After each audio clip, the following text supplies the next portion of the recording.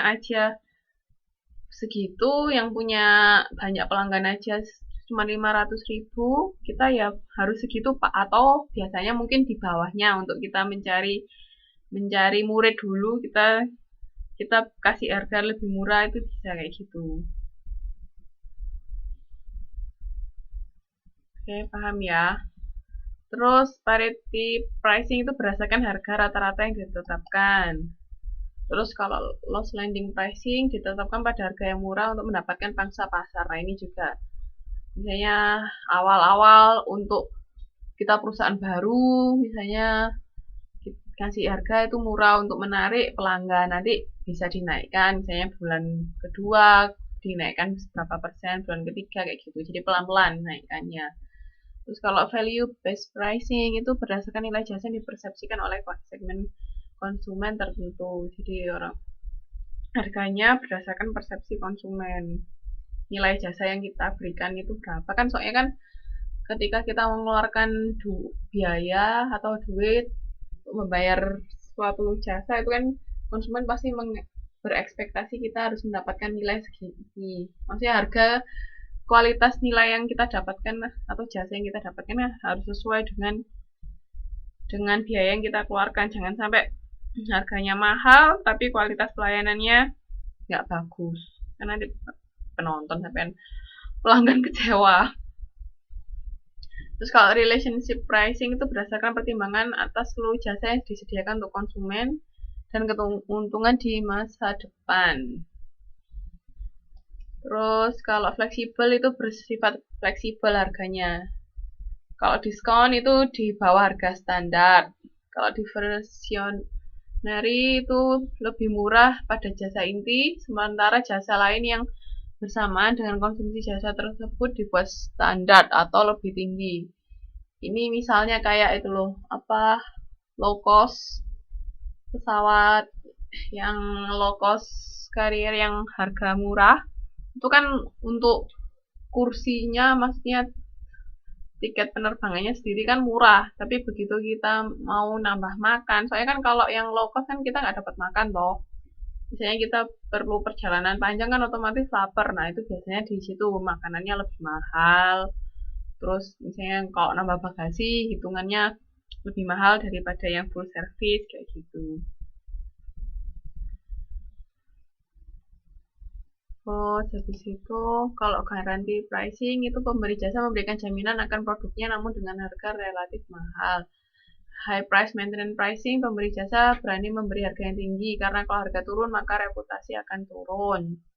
Kalau peak load ini memberi harga lebih mahal pada waktu peak atau masa ramai. Ya cuman waktu-waktu kayak waktu-waktu liburan itu aja. Nah, ini banyak banget. Silakan dibaca-baca sendiri. Nanti kalau ada yang nggak paham boleh tanya saya ya. Ini nggak perlu dihafalkan semua, paling nggak ngerti aja ini maksudnya apa.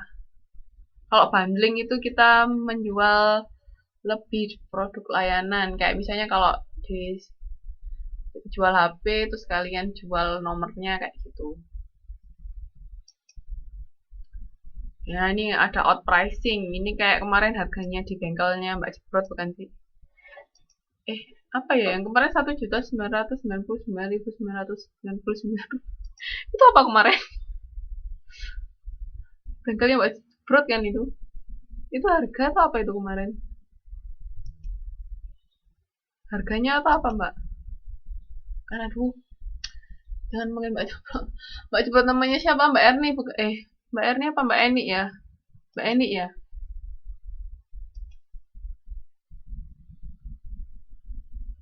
Oh Mbak Eni. Jangan Mbak Eni. Maafkan. Saya panggil Mas. Saya panggil Mbak Jebrot lagi.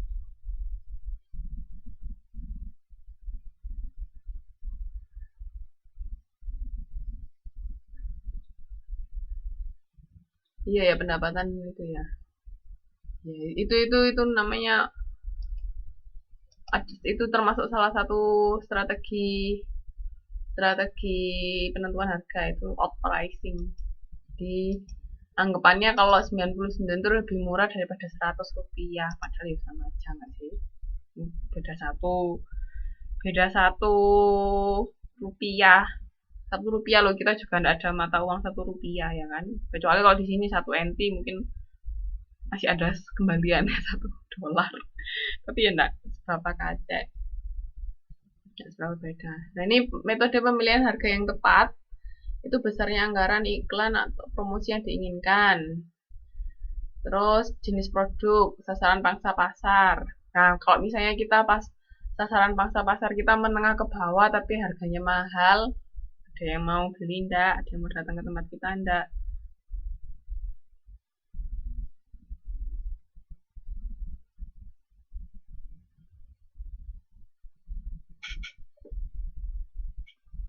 Enggak ada loh. Apa itu? Tadi dilihat juga sasaran pangsa pasar kita siapa ya. Nggak boleh asal ngasih harga. Pandangan tentang profit, keragaman atau keunikan produk, daur hidup produk juga. Misalnya produk baru, terus produk yang lagi hangat-hangatnya, sama produk yang sudah hampir hilang, itu harganya juga beda. Ancaman pesaing baru itu juga. Kalau ancaman pesaing baru mungkin kita bisa menentukan yang itu tadi loh, yang image. Jadi yang kalau harga kita turun, image kita akan bisa terpengaruhi seperti itu.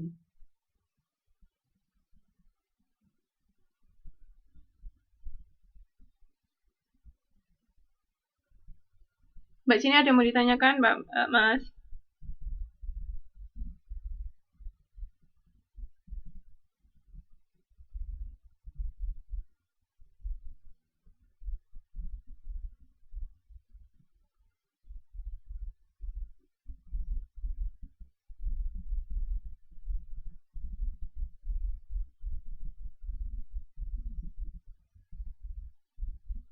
Enggak, yang lain enggak.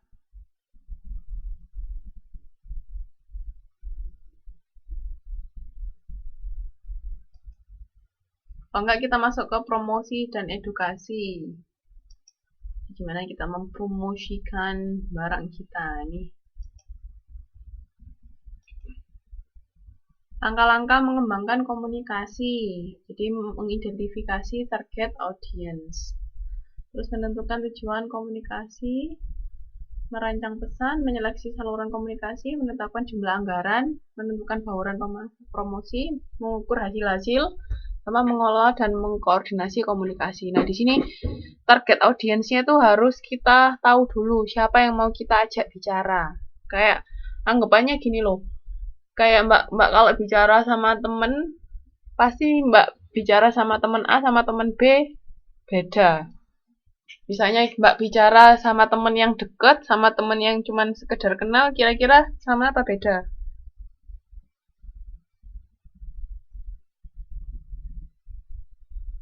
Nah, itu makanya kita harus identifikasi dulu kita ini bicara sama siapa. Nah, dari situ baru kita tahu harus bicara apa, gimana cara bicaranya. Kayak misalnya kita bicara sama anak kecil, sama kita bicara sama orang dewasa, sama apa beda?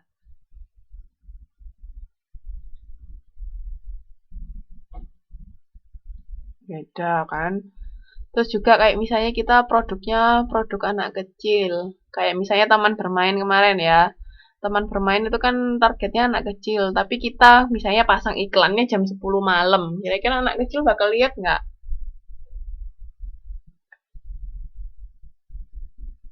Enggak.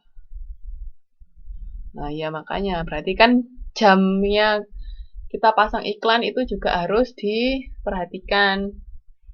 Seperti itu. Jadi target audiens kita itu siapa itu kita harus tahu. Terus pesannya seperti apa juga harus tahu. Menentukan tujuan komunikasi. Tujuan komunikasi mungkin kita mau mengajak atau mau cuman sekedar menginformasikan itu juga bisa. Jadi kita harus tahu yang jelas promosi kita seperti apa. Kita promosi itu cuman mau menginformasikan bahwa kita ini punya produk ini atau mau mengajak, itu kan caranya beda kan.